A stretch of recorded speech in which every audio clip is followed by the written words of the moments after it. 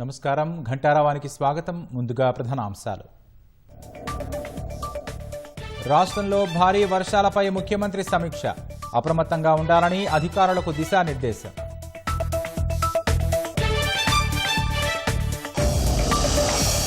భద్రాచలం వద్ద గోదావరి ఉగ్రరూపం. 42 అడుగులకు చేరిన నీటి మట్టం.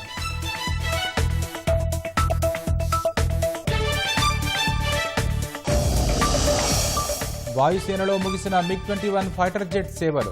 చండీగఢ్ ఎయిర్ ఫోర్స్ స్టేషన్ వద్ద ఘనంగా వీడ్కోలు.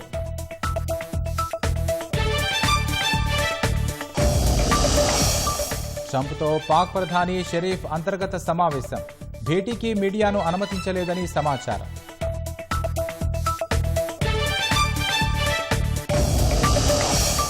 భద్రకాళి ఆలయంలో నవరాత్రి ఉత్సవాలు. ఇంద్రకీలాద్రిపై మహాలక్ష్మిగా దుర్గమ్మ అభయం.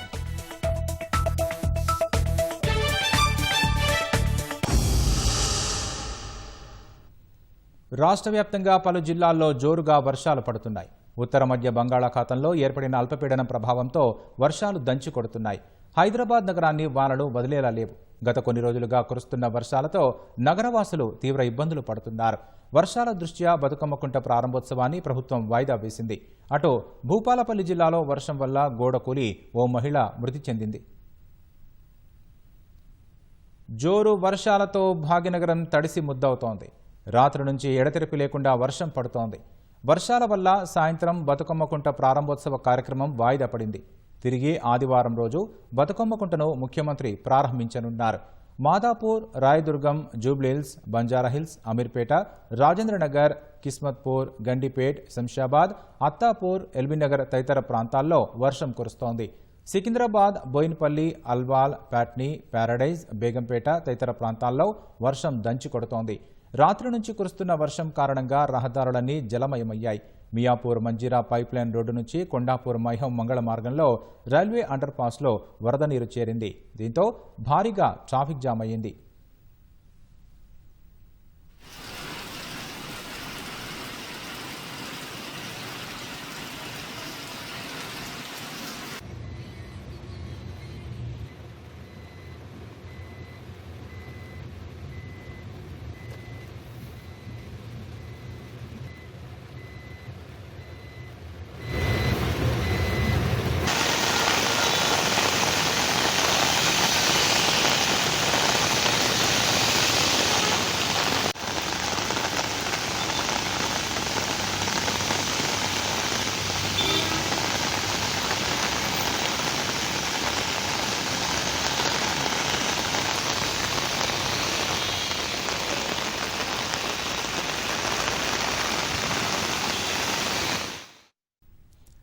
వర్షాల నేపథ్యంలో ఐటీ ఉద్యోగులకు వర్క్ ఫ్రం హోం ఇవ్వాలని ఐటీ కంపెనీలకు సైబరాబాద్ పోలీసులు సూచించారు. అటు శంషాబాద్ విమానాశ్రయంలో విమానాల ల్యాండింగ్కు వాతావరణం అనుకూలించట్లేదు. దీంతో పలు విమానాలు దారి మళ్లిస్తున్నట్లు సమాచారం. వికారాబాద్ జిల్లా వ్యాప్తంగా కుండపోత వర్షం కురుస్తోంది. వర్షం ధాటికి పలు గ్రామాలకు రాకపోకలు నిలిచిపోయాయి. రంగారెడ్డి జిల్లా చేవెళ్ల మండలంలోని దేవరంపల్లి వద్ద ఈసీవాగు ఉప్పొంగి ప్రవహిస్తోంది.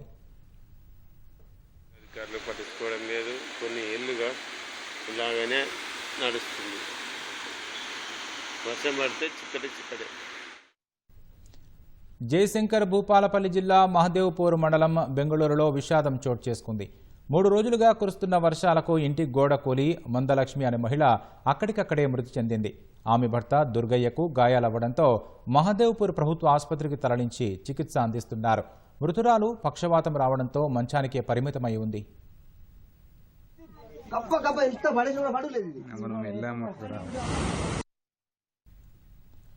మరోవైపు ఉత్తర మధ్య బంగాళాఖాతంలో అల్పపీడనం ఇవాళ రాత్రికి వాయుగుండంగా మారే అవకాశం ఉందని హైదరాబాద్ వాతావరణ కేంద్రం తెలిపింది. వాయుగుండం రేపు తీరం దాటనుండగా అల్పపీడనం ప్రభావంతో రాష్ట్రంలోని పలు ప్రాంతాల్లో ఇవాళ భారీ వర్షాలు కురిసే అవకాశం ఉన్నట్లు ప్రకటించింది.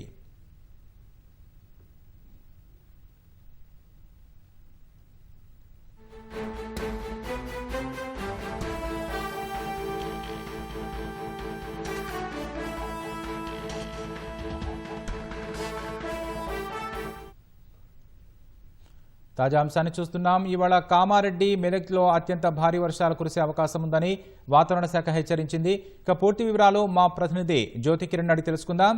జ్యోతికిరణ్, చెప్పండి, వాతావరణ శాఖ హెచ్చరికలపై తాజా సమాచారం ఏంటి? రాకేష్, ఉత్తర మధ్య బంగాళాఖాతంలో ఏర్పడిన అల్పపీడనం ప్రభావంతో రాష్ట్రంలో ఇవాళ రేపు భారీ నుంచి అతి భారీ వర్షాలు, అక్కడక్కడ అత్యంత భారీ వర్షాలు కురిసే అవకాశం ఉందని అయితే ప్రకటించింది. ఈ రోజు చూసుకున్నట్లయితే ఈ రోజు ఏదైతే కామారెడ్డి, మెదక్ జిల్లాల్లో అత్యంత భారీ వర్షాలు కురిసే అవకాశం ఉందని అయితే తెలిపింది. ఈ రెండు జిల్లాలకు కూడా రెడ్ అలర్ట్ కూడా జారీ చేసింది. ఇక్కడ 20 సెంటీమీటర్ల పైగా వర్షపాతం నమోదయ్యే అవకాశం అయితే కనిపిస్తుంది. ఈ మిగతా ఆదిలాబాద్, కొమరంభీం, ఆసిఫాబాద్, నిర్మల్, మంచిర్యాల, జగిత్యాల, నిజామాబాద్, రాజన్న సిరిసిల్ల, సిద్దిపేట, హన్మకొండ, వరంగల్, మహబూబాద్, జనగాం, సిద్దిపేట, యాదాద్రి, భువనగిరి, సంగారెడ్డి, వికారాబాద్, మహబూబ్ నగర్, నాగర్ కర్నూలు జిల్లాల్లో అతి భారీ వర్షాలు కురిసే అవకాశం తెలిపింది. ఈ జిల్లాలకు ఆరెంజ్ హెచ్చరికలను కూడా జారీ చేసింది. పెద్దపల్లి, కరీంనగర్, జయశంకర్, భూపాలపల్లి, ములుగు, భద్రాద్రి కొత్తగూడెం, ఖమ్మం, సూర్యాపేట, నల్గొండ, మేడ్చల్, మల్కాజ్గిరి, హైదరాబాద్, రంగారెడ్డి, నారాయణపేట, వనపర్తి, జోగులాంబ, గద్వాల జిల్లాల్లో భారీ వర్షాలు కురిసే అవకాశం తెలిపింది. ఈ జిల్లాలకు ఎల్లో హెచ్చరికలను జారీ చేసింది. ఎల్లో హెచ్చరికలు ఉన్న జిల్లాల్లో 7 సెంటీమీటర్ల పైగా వర్షపాతం నమోదయ్యే అవకాశం కనిపిస్తుంది. అంతే విధంగా ఆరెంజ్ హెచ్చరికలు ఉన్న జిల్లాల్లో 12 సెంటీమీటర్ల పైగా వర్షపాతం నమోదయ్యే అవకాశం ఉన్నందున ప్రజలు అప్రమత్తంగా ఉండాలని వాతావరణ శాఖ హెచ్చరించింది. ఉరుములు మెరుపులతో పాటు ఈదురుగాలులకు భారీ వర్షాలు కురిసే అవకాశం ఉన్నందున ప్రజలు అత్యవసరమైన తప్పితే బయటికి రావద్దని కూడా హెచ్చరించింది. 40 నుంచి 50 కిలోమీటర్ల వేగంతో ఈదురుగాలు వీచే అవకాశం తెలిపింది. అంతేకాకుండా ముసురుపట్టి ఉండడంతో పాటు చల్లని వాతావరణం వల్ల చాలా అనారోగ్య సమస్యలు తలెత్తే అవకాశం ఉంది. కాబట్టి చాలా ప్రజలు అప్రమత్తంగా ఉండాలి, చాలా జాగ్రత్తలు తీసుకోవాలని కూడా సూచించింది. అయితే ఈ రోజు ఇది అల్పపీడనం ఏదైతే ఉందో అది వాయుగుండంగా మారి రేపు తీరాన్ని దాటే అవకాశం ఉందని అయితే వాతావరణ శాఖ తెలిపింది. రాకేష్, ధన్యవాదాలు జ్యోతికిరణ్.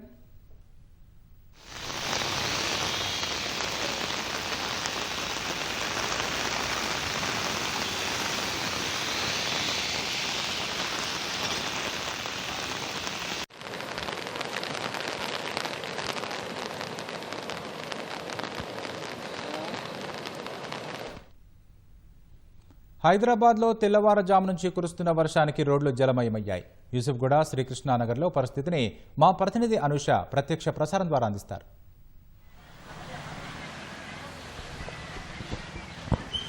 హైదరాబాద్ వ్యాప్తంగా కురుస్తున్న వర్షాలకు రోడ్లన్నీ కూడా జలమయమయ్యాయి. వర్షం వీడినప్పటికీ కూడా వరద బురద మాత్రం ఏమాత్రం వీడడం లేదు.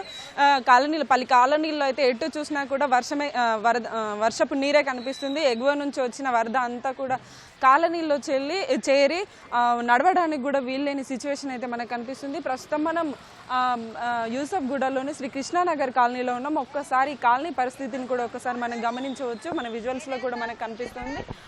ఒక 500 మీటర్స్ పొడవునా కూడా ఎటు చూసిన వరద నీరు వస్తుంది. ఆ జూబ్లీ హిల్స్ ప్రాంతం ఏదైతే ఉందో అక్కడి నుంచి వస్తున్న వరద కారణంగా మొత్తం ఇక్కడ దిగువనున్న ఈ ప్రాంతం అంతా కూడా మొత్తం వరద నీరుతో నిండిపోయింది. ఇక్కడ ఉన్న పలు కాలనీలన్నీ కూడా వరదతో నిండిపోయాయి. కొన్ని కాలనీలకు వరద తగ్గి బురద మాత్రం మిగిలిపోయింది. నడవడానికి కూడా వీలు లేని సిచ్యువేషన్ అయితే మనకి కనిపిస్తుంది. మొత్తం ఈ వర్షం గత 2-3 రోజులుగా కురుస్తుంది. రాత్రి నుంచి ఇంకా విపరీతంగా కురుస్తుండడం వల్ల అయితే ఈ సిచ్యువేషన్ ఇంకా మరింత తీవ్రంగా కనిపిస్తుందని చెప్పవచ్చు. ఇంకా ఈ వర్షం పడకపోతే ఇంకొక 2-3 గంటలు ఇది తగ్గుతుందేమో, కానీ వర్షం ఇలాగే కంటిన్యూ అవుతే ఈ వరద బురద మాత్రం ఇంకా కంటిన్యూ అయ్యే అవకాశం అయితే కనిపిస్తుంది. నార్మల్గా 2 వీలర్స్ వెళ్ళడానికి కూడా చాలా ఇబ్బందికరంగా మారింది. సో ఈ 1-2 గంటల నుంచి వర్షం ఏం కురవట్లేదు కాబట్టి ప్రస్తుతం సాధారణ స్థితిలో అయితే ఈ కృష్ణానగర్ మనకి కాలనీ మనకు కనిపిస్తుంది. ఎప్పుడైనా సరే ఈ యూసఫ్గూడలోని పలు కాలనీలు అయితే వర్షం వస్తే ముంపుకు గురయ్యే అవకాశం అయితే కనిపిస్తుంది. ఎందుకనంటే మొత్తం డౌన్కి ఉండడం వల్ల ఎగువ నుంచి వచ్చిన వరద నీరు మొత్తం ఈ కాలనీలోకి చేరి వెళ్ళటానికి కూడా వీలు లేని సిచ్యువేషన్ అయితే మనకి కనిపిస్తుంది. ఇప్పుడు పిల్లలకి దసరా హాలిడేస్ ఉన్నాయి కాబట్టి కొంచెం సిచ్యువేషన్ నార్మల్గానే ఉంది. కానీ నార్మల్గా విద్యా సంస్థలకి సెలవులు లేకపోతే మాత్రం ఈ పరిస్థితులు అయితే తీవ్రంగా ఉంటాయి. ఎందుకంటే పిల్లలు ఈ కాలనీలో పడి వరదలో పడి వెళ్ళడానికి కూడా తీవ్ర ఇబ్బందులు ఎదుర్కొనే సిచ్యువేషన్ అయితే మనకి కనిపిస్తూ ఉంది. అయితే మొత్తానికి ఓవరాల్గా చూసుకుంటే ఈ అల్పపీడనం కారణంగా ఏదైతే ఉందో ఈ అల్పపీడనం కారణంగా రాష్ట్ర వ్యాప్తంగా అయితే విస్తారంగా వర్షాలు కురుస్తాయని కూడా వాతావరణ శాఖ వెల్లడించింది. 2-3 జిల్లాలకు కూడా రెడ్ అలర్ట్ కూడా విధించింది. సో హైదరాబాద్కి కూడా అలర్ట్ విధించింది.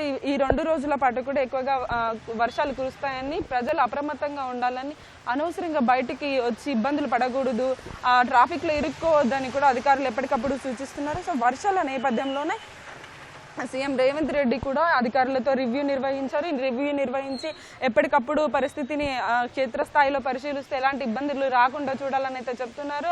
అలానే ఎప్పటికప్పుడు అధికారులు ఎవరైతే ఉన్నారో హైడ్రా సిబ్బంది కానీ అలా జిహెచ్ఎంసీ సిబ్బంది కానీ ఎప్పుడు క్షేత్రస్థాయిలో పరిశీలన చేయాలని, ఈ వాటర్ లాగింగ్ ఏరియాస్ ఏవైతే ఉన్నాయో ప్రత్యేక పర్యవేక్షణ చేయాలని కూడా వాళ్ళు సూచించారు. సో ఇక్కడ నార్మల్గా వేరే జిల్లాలతో పోలీసు హైదరాబాద్ నగరం కొంచెం క్రిటికల్గా ఉంటుంది వర్షం వచ్చినప్పుడు.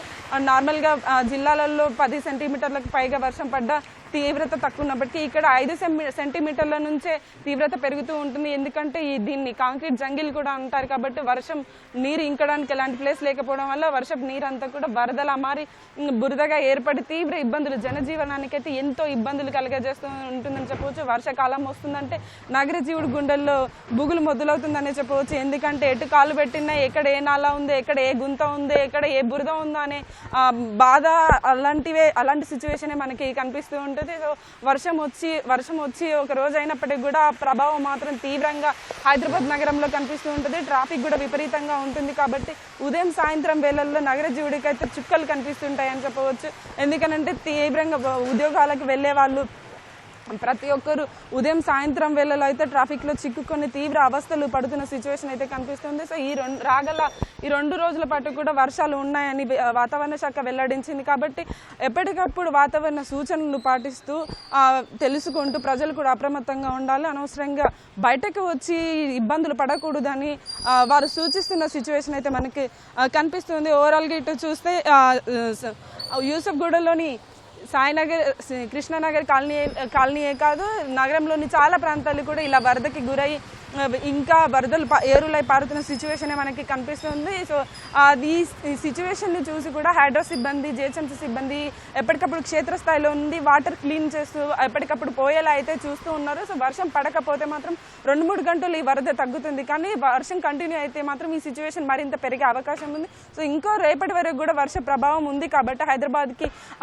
వర్ష సూచన ఉంది కాబట్టి ప్రజలు అప్రమత్తంగా ఉండి ఎప్పటికప్పుడు తగు జాగ్రత్తలు తీసుకోవాలి. అనవసరంగా బయటికి వచ్చి ఇబ్బందులు పడకూడదని అయితే వాతావరణ అధికారులు సూచిస్తున్న సిచ్యువేషన్ ఉంది. అలాగే ప్రభుత్వం కూడా సూచిస్తున్న సిచ్యువేషన్ ఉంది. ఓవరాల్గా ఇది యూసఫ్గూడలోని కృష్ణానగర్ కాలనీలో ఈ వరద ప్రభావం గురించి తాజా సమాచారం. Over to studio. ములుగు జిల్లాలో కురుస్తున్న వర్షాలకు లోతట్టు ప్రాంతాలు జలమయం కాగా వాగులు, వంకలు ఉప్పొంగుతున్నాయి. కన్నాయిగూడెం మండలంలోని బుట్టాయిగూడెం, నీలంపల్లికి చెందిన 9 మంది పశువుల కాపర్లు అడవికి వెళ్లి సాయంత్రం ఇంటికి వస్తుండగా వాగులో గల్లంతయ్యారు. కాగా సమాచారం అందుకున్న పోలీసులు, ఎన్డీఆర్ఎఫ్ బృందం బోట్ల సాయంతో కాపాడడంతో ఇరు గ్రామాల ప్రజలు ఊపిరి పీల్చుకున్నారు. మరోవైపు ఛత్తీస్గఢ్, మహారాష్ట్రలో కురుస్తున్న వర్షాలకు గోదావరి ఉధృతంగా ప్రవహిస్తుండటంతో అంతర్రాష్ట్ర రాకపోకలు నిలిచిపోయాయి. వాజేడు మండలంలోని పొలాల మీదకు వరద పోటు వస్తుండటంతో రైతులు మిరప మొక్కలు పీకుతున్నారు. లక్నవరం సరస్సు మత్తడి పోస్తుండటంతో దెయ్యాల వాగు ఉరకలెత్తుతోంది. దెయ్యాల వాగు, గుండ్ల వాగుతో పాటు అడవుల్లోని వాగులు, వంకలు తోడై జంపన్న వాగు ఉధృతంగా ప్రవహిస్తోంది.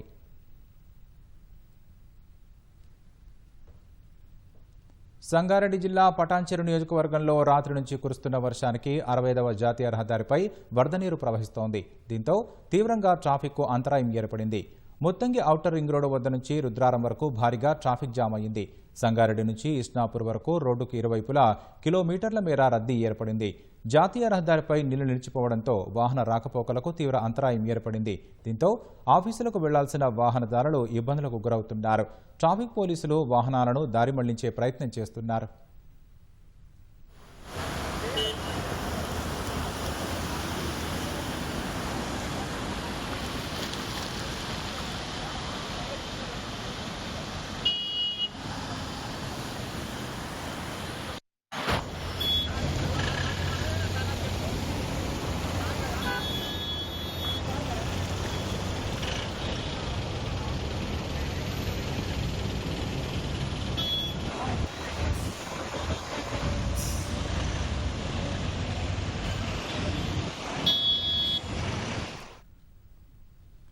రాష్ట్రంలో భారీ వర్షాలపై సీఎస్ రామకృష్ణారావు సహా ఉన్నతాధికారులతో ముఖ్యమంత్రి రేవంత్ రెడ్డి సమీక్ష నిర్వహించారు.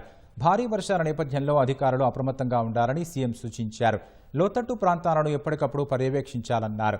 అన్ని విభాగాల అధికారులు అప్రమత్తంగా ఉండాలని, నీరు నిలిచే ప్రాంతాలను గుర్తించి ముందస్తు చర్యలు చేపట్టాలని స్పష్టం చేశారు. హైదరాబాద్ నగరంలో ట్రాఫిక్ ఇబ్బందులు తలెత్తకుండా చర్యలు తీసుకోవాలని సూచించారు. హైదరాబాద్లో జీహెచ్ఎంసీ, హైడ్రాతో పాటు ఎన్డీఆర్ఎఫ్, ఎస్డీఆర్ఎఫ్ బృందాలు అప్రమత్తంగా ఉండేలా చర్యలు తీసుకోవాలన్నారు. ఆ దిశగా సంబంధిత అధికారులను అప్రమత్తం చేయాలని సీఎస్ ఉన్నతాధికారులకు ముఖ్యమంత్రి రేవంత్ రెడ్డి దిశానిర్దేశం చేశారు.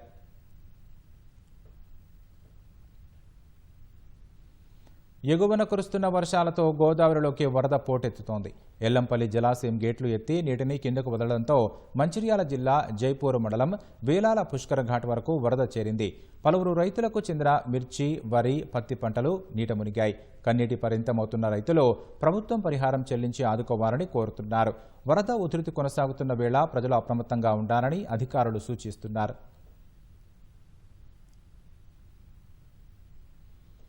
రాష్ట్రంలో రైతులకు యూరియా కష్టాలు కొనసాగుతున్నాయి. మంచిర్యాల జిల్లా చెన్నూరు మండలం సుందరశాలలో వర్షాన్ని లెక్క చేయకుండా టోకెన్ల కోసం బారులు తీరారు. కొందరు వానలోనే తడుస్తుండగా మరికొందరు గొడుగులు పట్టుకుని నిలుచున్నారు. 266 బస్తాలు ఉండగా 800 మందికి పైగా రైతులు వచ్చారు. ఒక్కసారిగా అందరూ ఎగబడడంతో పంపిణీ నిలిపిన అధికారులు పోలీసుల సహకారంతో యూరియా పంపిణీ చేశారు.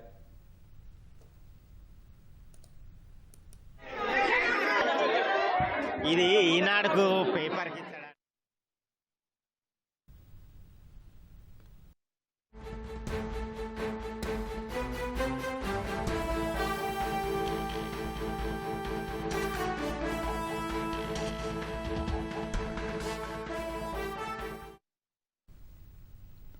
తాజా అంశాన్ని చూస్తున్నాం. జూబ్లీహిల్స్ ఉప ఎన్నికకు బీఆర్ఎస్ అభ్యర్థి ఖరారయ్యారు.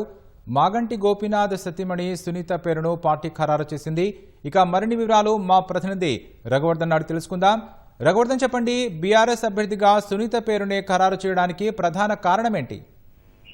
సిట్టింగ్ ఎమ్మెల్యే మాగంటి గోపీనాథ్ మరణంతో జూబ్లీహిల్స్ ఉప ఎన్నిక అనివార్యమైంది. త్వరలో ఎన్నికల సంఘం దీనికి సంబంధించిన షెడ్యూల్ ప్రకటించే అవకాశం ఉంది. ఈ నేపథ్యంలోనే భారత రాష్ట్ర సమితి పార్టీ జూబ్లీహిల్స్ ఉప ఎన్నికకు పార్టీ అభ్యర్థిగా మాగంటి సునీత గోపీనాథ్ పేరును ప్రకటించింది. మాగంటి గోపీనాథ్ దివంగత ఎమ్మెల్యే మాగంటి గోపీనాథ్ సతీమణి పేరు ప్రకటించారు. వాస్తవానికి గత కొన్నాళ్ల నుంచి కూడా మాగంటి కుటుంబం, మాగంటి గోపీనాథ్ సతీమణి కూడా ప్రజల్లో తిరుగుతున్నారు. పార్టీ ఆధ్వర్యంలో జరుగుతున్న డివిజన్ల వారి సమావేశాలకు పార్టీ కార్యనిర్వాహక కేటీఆర్ హాజరవుతుంది. ప్రతి సమావేశానికి కూడా మాగంటి గోపీనాథ్ సతీమణి సునీత హాజరవుతున్నారు. సునీతను ఆశీర్వదించాలని, మాగంటి గోపీనాథ్ కుటుంబానికి అండగా ఉండాలని కేటీఆర్ చెప్తూ వస్తున్నారు. ఇక అటు మాగంటి గోపీనాథ్ కుమార్తెలు కూడా క్షేత్రస్థాయిలో విస్తృతంగా పర్యటన చేస్తూ తమ కుటుంబానికి అండగా ఉండాలని కోరుతున్నారు. ఈ పరిస్థితుల్లోనే బీఆర్ఎస్ అధినేత కేసీఆర్ ఒక నిర్ణయం తీసుకున్నారు. పార్టీకి కానీ ప్రజలకు మాగంటి గోపీనాథ్ అందించిన సేవలను గౌరవిస్తూ ఆయన జూబ్లీహిల్స్ ప్రజల అభిమానానికి గౌరవించి జూబ్లీహిల్స్ ప్రజల ఆకాంక్షకు అనుగుణంగానే గోపీనాథ్ కుటుంబానికి అవకాశం ఇవ్వాలని కేసీఆర్ నిర్ణయించినట్లు బీఆర్ఎస్ ప్రకటించింది. అందుకు అనుగుణంగా గోపీనాథ్ సతీమణి మాగంటి సునీతను పార్టీ అభ్యర్థిగా కేసీఆర్ ప్రకటించారు. రాకేష్, ధన్యవాదాలు రఘువర్ధన్.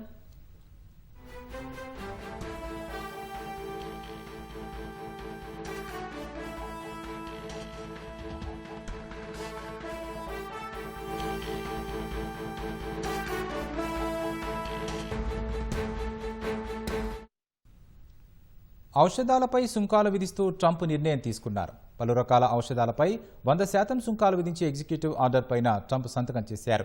ఈ నిర్ణయం భారత ఫార్మా రంగంపై ఎలాంటి ప్రభావం చూపిస్తుందని తెలుసుకోవడానికి ఫార్మాసిల్ మాజీ డైరెక్టర్ జనరల్ రావి ఉదయభాస్కర్తో మా ప్రతినిధి శ్రీకాంత్ ముఖాముఖి ఇప్పుడు చూద్దాం.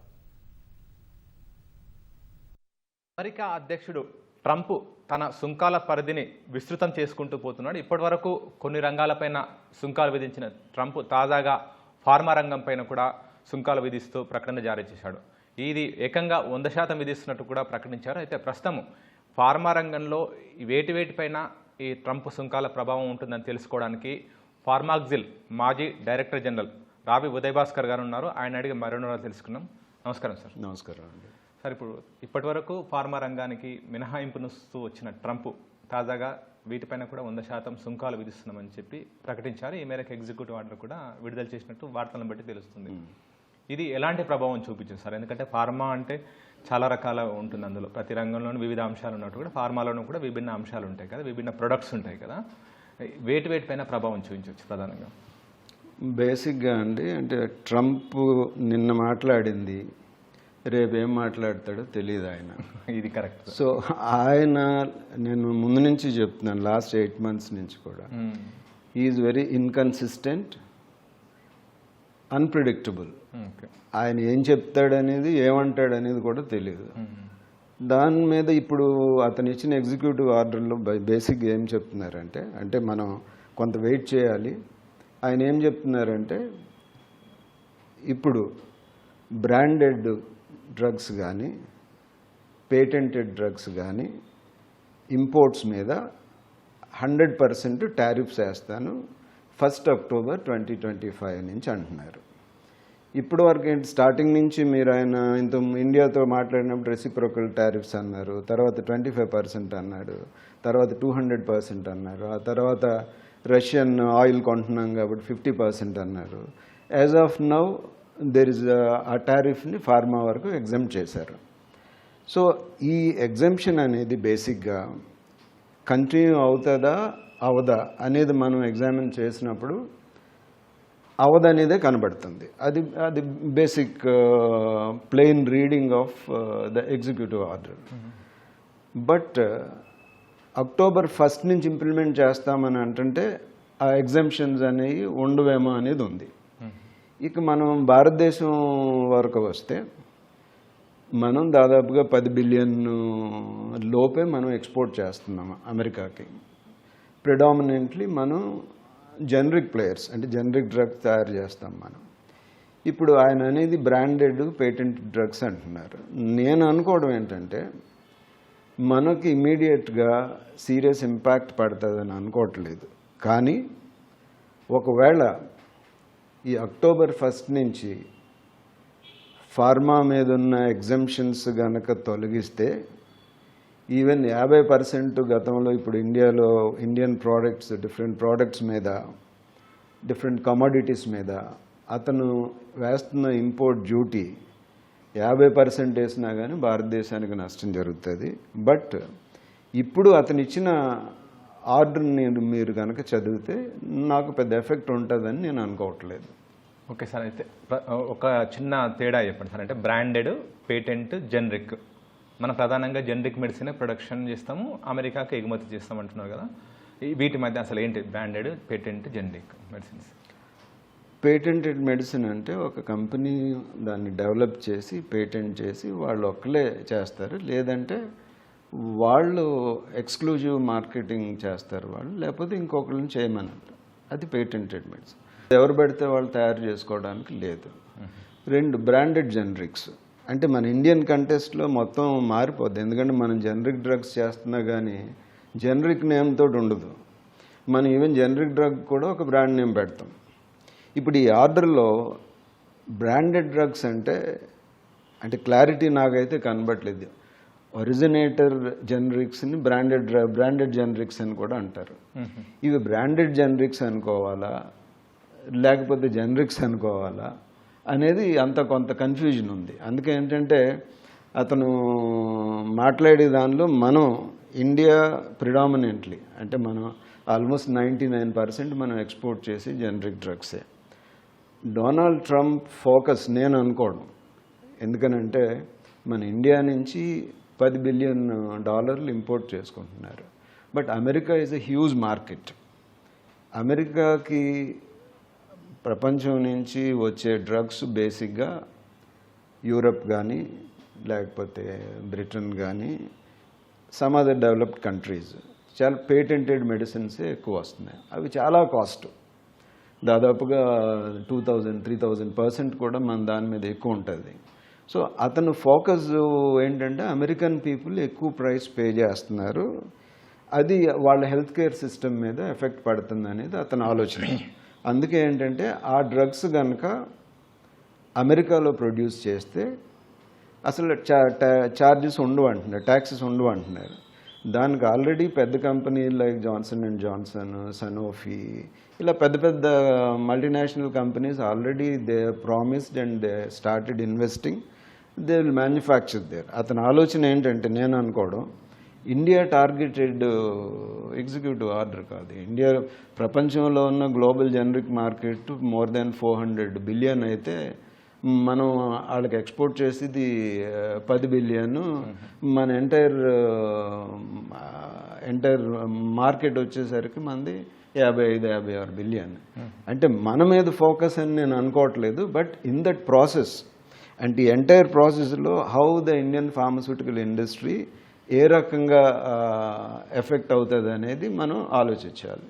సార్, ప్రధానంగా ఫార్మా రంగంలో ప్రపంచ స్థాయిలో మన మార్కెట్ ముందుంది. ఇండియా నుంచి కరోనా వ్యాక్సిన్ కూడా ప్రపంచవ్యాప్తంగా మనం సరఫరా చేసాం. అలా చాలా మెడిసిన్స్ మనం ప్రపంచ దేశాలకు అందిస్తున్నాం. ఇప్పుడు ఈ జనరిక్ మెడిసిన్ వల్ల ఇప్పటివరకు టారిఫ్స్ విధించకపోయినప్పటికీ మనకి ఇంకా దాన్ని అవకాశంగా తీసుకోవచ్చు. ఇంకా అంటే చాలా కంపెనీస్ జనరిక్ మెడిసిన్స్ని ఎక్స్పోర్ట్ చేస్తున్నాయి అమెరికా కానీ ఇతర కంట్రీస్ కానీ. ఇప్పుడు ఈ టారిఫ్స్ జనరిక్ మెడిసిన్స్ పైన లేకపోవడం మనకి ఇంకా అవకాశంగా ఉంటుంది. అది అంటే అవకాశం ఇన్ ద సెన్స్ ఆల్రెడీ ఇంత ముందు నుంచి కూడా మనకి జీరో టారిఫ్ అయినప్పుడు మనం అమెరికాకి ఆల్మోస్ట్ 30% మన టోటల్ ఎక్స్పోర్ట్స్లో, అంటే దాదాపుగా 30 మిలియన్ ఎక్స్పోర్ట్స్లో 1/3 మనం అమెరికాకే ఎక్స్పోర్ట్ చేస్తున్నాం. సో ఫర్దర్గా మనకి పెరిగే అవకాశాలు ఉన్నాయనంటే డిపెండింగ్ ఆన్ హిజ్ పాలసీస్. అంటే అతను పాత పాలసీనే కనుక కంటిన్యూ చేస్తాడని అనుకుంటే అది ఇండియాకి లాభదాయకంగా ఉంటుంది. ఎందుకంటే ఈ బ్రాండెడ్ జనరిక్స్ నుంచి జనరిక్స్కి షిఫ్ట్ అయ్యే అవకాశం ఉంటుంది. కానీ అతను ఈ ఇన్కన్సిస్టెంట్ అండ్ హేతుబద్ధం కాని రకంగా, అలాగే శాస్త్రీయంగా లేనటువంటి నిర్ణయాల వల్ల ఎలా ఉంటుంది అనేది మనం చెప్పలేం. మోరెవర్ అతను అమెరికన్ ప్రెసిడెంట్ మొన్న H1B వీసాస్ మీద ఒక ఎగ్జిక్యూటివ్ ఆర్డర్ ఇచ్చారు. ఏమన్నాడు? ప్రతి సంవత్సరం $100,000 అన్నాడు. $100,000 అంటే ఇప్పుడు ఇండియన్ దాని ప్రకారం దాదాపుగా 89 లక్షలు. మళ్ళీ వైట్ హౌస్ మరుసటి రోజు క్లారిఫికేషన్ ఇచ్చింది. మళ్ళీ ఇండియన్ పీపుల్ H1B వీసా ఉన్న వాళ్ళందరూ పరిగెట్టుకుని టికెట్లు బుక్ చేసుకుని కంపెనీస్ కూడా వాళ్ళకి డైరెక్షన్ ఇచ్చినాయి, మీరు ఇమీడియట్గా యుఎస్కి వెళ్ళిపోండి బిఫోర్ ఇట్ ఆపరేషన్ అనేది. నెక్స్ట్ డే మళ్ళీ వైట్ హౌస్ క్లారిఫికేషన్ ఇచ్చింది, ఇది ఇలా కాదు, ఇది వన్ టైము అన్నాడు. మళ్ళీ ఇంకో క్లారిఫికేషన్ ఏమి ఇచ్చారు? ఆల్రెడీ సబ్మిట్ చేసిన వాళ్ళు ఆల్రెడీ ఇక్కడ ఉన్న వాళ్ళకి అప్లికేబుల్ కాదు. అటువంటి అంటే I'm seeing for the first time unpredictable. ఆయన ఏం మాట్లాడతాడో ఆయనకే తెలియనప్పుడు ఆయన మాట్లాడిన ప్రతి దాని మీద మనం మాట్లాడడం అనేది కూడా కరెక్ట్ కాదేమో అని నాకు అనిపిస్తుంది. అవును సార్. అయితే ఇప్పుడు ఇండియన్ ప్రతి రంగంలోనూ అమెరికా డామినేట్ చేయాలని చూస్తుంది. ఆ మేరకు టారిఫ్స్ విధిస్తుంది. అటు చైనా పైన కానీ ఇటు భారత్ పైన అయితే ఇంకా 25%, అదనంగా రష్యా నుంచి అని 50%. ఫార్మా రంగాన్ని ఎందుకు టచ్ చేయట్లేదు సార్? ఎందుకంటే భారత్ని అన్ని రకాలుగా ఇబ్బంది పెట్టాలి. ఈవెన్ H1Bకి సంబంధించి కూడా భారత్నే ఇబ్బంది పెట్టాలని కొంచెం ఆలోచనతోనే ఈ విధమైన H1B ఫీజు అని చెప్పి అట్లా పెంచారు. ఈవెన్ ఫార్మా రంగాన్ని మాత్రం ఇప్పటివరకు టచ్ చేయలేదు. ఎందుకు ఆయన దాన్ని దృష్టిలో? ఫార్మా రంగాన్ని బేసిక్గా టచ్ చేయకపోవడానికి కారణం ఏంటంటే మన వల్ల వాళ్ళ హెల్త్ కేర్ ఎక్స్పెన్సెస్ బాగా తగ్గుతున్నాయి. కొన్ని ట్రిలియన్స్ ఆఫ్ US$ వాళ్ళ హెల్త్ కేర్ సిస్టంలో వాళ్ళు సేవ్ చేసుకోగలుగుతున్నారు. సో అక్కడ అమ్మే జనరిక్స్లో కూడా మనమే బిగ్గెస్ట్ ప్లేయర్. సో వాళ్ళ ప్రజలకు ఉపయోగపడుతుంది, వాళ్ళ ప్రజలు తక్కువ రేటుకి మన దగ్గర కొనుక్కుంటున్నారు. ఆ ఉద్దేశంతో అతను టచ్ చేయలేదు. కాకపోతే ఈ టారిఫ్స్ అనేవి ఏంటంటే మనం వాళ్ళకి 10% ఛార్జ్ చేస్తున్నాం కాబట్టి అతను రెసిప్రోకల్ అని మొదలుపెట్టాడు. మేము కూడా 10% వేస్తాం అనేది. ఇప్పటివరకు జీరో అది ఆ 10% వెళ్ళబోయి 20% అయింది, 25% అయింది, 50% అయింది, ఒకసారేమో 200% అన్నాడు, ఇప్పుడేమో 100% అంటున్నారు. అది ఇండియాకా కాదా అనేది మనం చెప్పలేం. But one thing I can say, ఈరోజు పరిస్థితులను బట్టి మన ఇండియన్ ఫార్మస్యూటికల్ ఇండస్ట్రీ ఉన్న క్యాపబిలిటీసు, కెపాసిటీసు, నైపుణ్యత, కాస్టింగ్, మనకు ఆల్టర్నేటివ్ లేదు. ఓకే, ఆ ఆల్టర్నేటివ్ లేదు కాబట్టి మనం ఈ సిచ్యువేషన్ని చైనా వాళ్ళు ఎలాగా బార్గెయిన్ చేస్తున్నారు, ఎలా ఉపయోగించుకుంటున్నారు, మనం కూడా అదే రకంగా మన స్ట్రెంగ్త్ని బేస్ అయ్యి మన ఆర్గ్యుమెంట్, మన డిస్కషన్స్ ఉండాలి. సో మనం స్టార్టింగ్ నుంచి కూడా ఏంటంటే మనం ఏమి మాట్లాడకుండా ఉన్నాం. అతను ఏది చెప్తే దానికి more or less not only trade, political issues కానీ చాలా ఇష్యూస్లో అమెరికా ఏది చెప్తే అది వింటున్నట్టుగానే మనం ఉన్నాం. సో అతను ఈరోజు ఏంటంటే ఇండియా అమెరికా ఏది చెప్తే అది అంతా వినాలి అన్న దానిలో ఉన్నాడు. ఇప్పుడు అమెరికా మానేమంటేనే మనం ఇరాన్ నుంచి ఆయిల్ కొనడం మానేసాం. ఇరాన్ నుంచి ఆయిల్ కొన్న అతని మాట వినే, అతని ఇన్ ద సెన్స్ యుఎస్ మాట విని ఇప్పుడు మనం రష్యా దగ్గర కొంటున్నాం. రష్యా దగ్గర కొంటే దాని మీద టారిఫ్ అండి. మరి మనం ఎవరి దగ్గర కొనాలి ఆయిల్ అంటే ఆయన చెప్పిన దగ్గర ఎలాగా కొంటాం. అలాగే ఏంటంటే ఇప్పుడు అంటే మనం వాట్ ఐ ఫీల్ మనం ఒక 6-7 నెలలు లేటుగా అతన్ని కొంచెం ఎదుర్కోవడం మొదలుపెట్టామని మనం అనిపిస్తుంది. ఎందుకంటే యుఎస్ ఒకవేళ అక్కడ అతను మందులు తయారు చేయాలన్నా 87% ఆఫ్ ద కాంపోనెంట్స్ యూజ్డ్ అంటే ఏపీఐస్ కానీ ఇంకోటి కానీ మెషిన్ బయట నుంచి ఇంపోర్ట్ చేసుకోవాలి. చైనా నుంచా, లేకపోతే ఇండియా నుంచా, యూరప్ నుంచా, డిఫరెంట్ కంట్రీస్ నుంచి. ఆ పరిస్థితి ఉన్నప్పుడు ప్రపంచంలో చిన్న చిన్న దేశాలు కూడా అతను టారిఫ్ అనగానే మేము వేస్తామని చెప్పి అతనితో బిగ్గెస్ట్ ట్రేడర్ మెక్సికో ఉంది. మెక్సికో వాళ్ళు కూడా అతని మీద నువ్వు వేస్తే మేము వేస్తామన్నారు. జపాన్ ఉంది, జపాన్ మీరు వేస్తే మేము వేస్తామన్నారు. మనం ఎందుకు అది మిస్ అయ్యామనేది నాకు ఐ డోంట్ అండర్స్టాండ్. అక్కడి నుంచి అతను అడ్వాంటేజ్గా అతను తీసుకున్నాడు. సో మనం ఏంటంటే మన బలాన్ని మనం ప్రాపర్గా పర్టికులర్గా in the area of pharmaceutical industry జనరిక్స్లో మన బలాన్ని మనం ప్రాపర్గా వాడుకోలేకపోయాం. 2, మన భారతదేశంలో ఉన్న యుఎస్ఎఫ్డిఏ అప్రూవ్డ్ సైట్స్ అంటే అమెరికా తర్వాత మనకే ఎక్కువ ఉన్నాయి. అలాగే ఏఎన్డిఏస్ మనం ఆల్మోస్ట్ మోర్ దెన్ 40% ఏఎన్డిఏస్ ఉన్నాయి. మన ఇండియన్ కంపెనీస్ దాదాపుగా 7-8 కంపెనీలు టాప్ 20 గ్లోబల్ జనరిక్ కంపెనీస్లో ఉన్నాయి. ఇంత స్ట్రెంగ్త్ ఉండి మన మీద వాళ్ళు ఆధారపడి ఉన్నారనడానికి చాలా ఆర్గ్యుమెంట్స్ ఉన్నాయి, ఎవిడెన్సెస్ ఉన్నాయి. ఇన్ని ఉన్నప్పుడు మనం దాన్ని వాడుకోలేకపోయాం. అతను ట్రంప్ ఏంటంటే ఇండియా ప్రజల్ని ప్రపంచాన్ని ఇబ్బంది పెట్టడం కాదు, వాళ్ళ మనుషులను కూడా ఇబ్బంది పెడుతున్నాడు. ఎందుకంటే ఆయన ఒక వ్యాపారస్తుడు, ప్రతిదీ వ్యాపారం కింద చూస్తున్నాడు. సో ఆయన కన్సిస్టెన్సీ లేదు. సో ఆయన యాక్షన్స్ మీద మనం అంటే అన్ఫార్చునేట్లీ ప్రపంచంలో బిగ్గెస్ట్ పవర్ కాబట్టి ఎకనామికల్లీ మిలిటరీ అన్నట్లోని బుల్డోజ్ చేస్తున్నాడని బులియింగ్ చేస్తున్నాడు. దానికి చాలామంది దాసోహం అవుతున్నారు. మనం చాలా లేట్గా రెస్పాండ్ అయింది. మొన్న యుఎన్ జనరల్ అసెంబ్లీలో కూడా he is telling that India Pakistan వారు నేనే ఆపానంట. ఇప్పుడు మనం వీఆర్ ఇన్ కన్ఫ్యూజన్, అసలు అతను చెప్పేది రైటా ఏంటి అనేది. సో ఆ రకంగా అతను మాట్లాడుతున్నప్పుడు నిలువరించలేము. అతను మాట్లాడిన ప్రతి దాని మీద మాట్లాడడానికి కూడా నాలాంటి చాలా స్మాల్ పీపుల్కే చాలా విసుగ్గా ఉంది. ఓకే సార్, ఇప్పుడు బ్రాండెడ్ పేటెంట్ మెడిసిన్ అమెరికా లెవెల్గా అంటే అమెరికా స్థానికంగా ప్రొడక్షన్ చేయాలనేది ఆయన టార్గెట్గా ఈ టారిఫ్ విధించారు కదా, అది పాసిబుల్ అవుతుందా వాళ్ళకి? అంటే పాసిబుల్ అవుతుందా అంటే ఇప్పుడు బిగ్ ఎకనామిక్ పవర్ చాలా యుఎస్ అనేది చాలా పెద్ద మార్కెట్, అంటే ఎక్కువ ఖర్చు పెట్టి డబ్బులు ఇది చేసే మార్కెట్. సో యుఎస్ మార్కెట్ని ఎవరు అంత ఈజీగా వదులుకోలేరు. మోర్ ఎవర్ యుఎస్లో డ్రగ్ ప్రైసెస్ కూడా ఎక్కువే ఉన్నాయి, అంటే జర్మనీ ఇటువంటి కంట్రీస్తో ఇది that more of a privatization. So ఈ కండిషన్లో ఏంటంటే టైం పట్టొచ్చు, కానీ ఈ రకమైన ప్రెషర్ ఉంటే nobody effort to lose American market.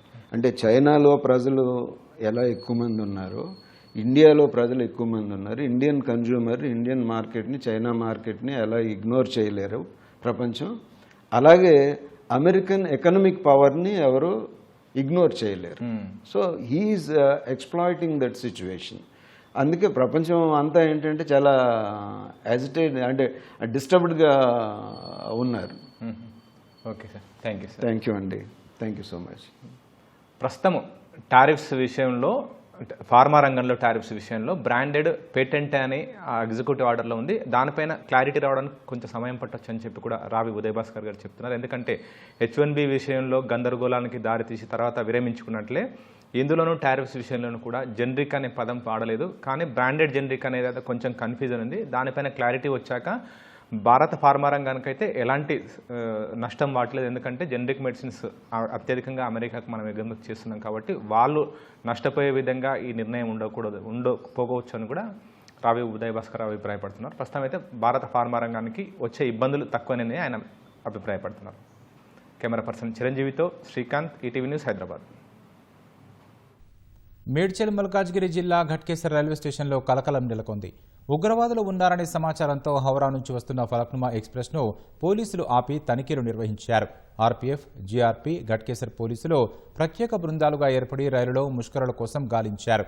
గంటన్నర పాటు రైలును అణువణువు పరిశీలించిన ఉగ్రవాదులు ఎవరూ తారసపడలేదు. దీంతో తనిఖీలు పూర్తి చేసిన పోలీసులు ఫలక్నుమా ఎక్స్ప్రెస్ రైలును సికింద్రాబాద్కు పంపించారు.